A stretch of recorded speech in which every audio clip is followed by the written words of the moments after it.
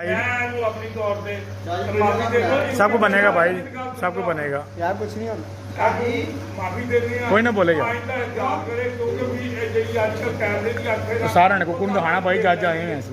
ਤੇ ਆਇੰਦਾ एहतियात करनी है कोई दूसरे दस्ताना ना फैसला। चलो जी पहले चेती से पूछो क्या करें। बात आप नहीं दसो ठीक है जी, इसको इस टाइम माफ कर दें चाहिए अंदर से यार आज ऐसी हरकत नहीं करनी आपने। चलो जी भाई, ये हमारा खोकर धर्मपुरे का बच्चा है, इसने अपनी गलती मान ली है कि हाँ मेरे से मैंने कबूतर भाई से छोड़े हैं। ये अली भाई का इंटरव्यू। अली जिम्मेदार है अली अली फिर ਅਸੀਂ ਇਹਨੂੰ ਪੁੱਛਣਾ ਹੈ ਫਿਰ ਇਹਦਾ ਕੰਮ ਹੈ ਕੋਈ ਤੁਹਾਨੂੰ ਸਮਝਾਉਣਾ ਦੇਖ ਲਈਏ ਫੈਸਲਾ।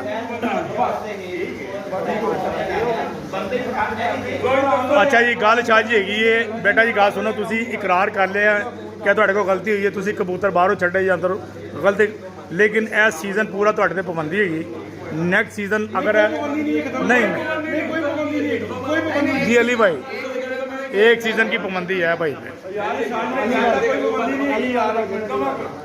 हाँ जी अली भाई, चले ये धर्मपुरे का फैसला है, ये बाहर का नहीं है।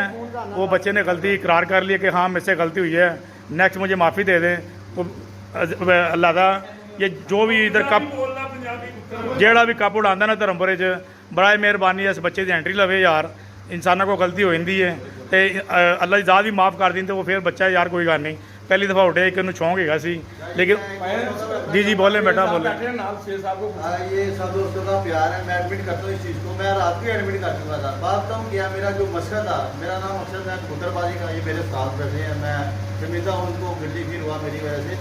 हमारा चैनल है यूट्यूब पे, हमने आपको पता दुनिया अभी महफिल में कोई कहते अरफान कि हमने ज़िंदगी में कभी बेईमानी नहीं दोना, किसी ना किसी ने की हो। नहीं बेटा नहीं, ऐसे नहीं होता। एक कोई ना बोले यार, एक मिनट अली भाई, और यार एक मिनट, हम भी बैठे हैं यार, क्यों शाह साहब ओए ओ बेटे यार इस बात को, ये पैसों का बीच में मसला नहीं है। ओए बहुत बात नहीं बेटा, नहीं आपने आप अपने एक मिनट साहब जी, ओए तुम्हें पढ़ो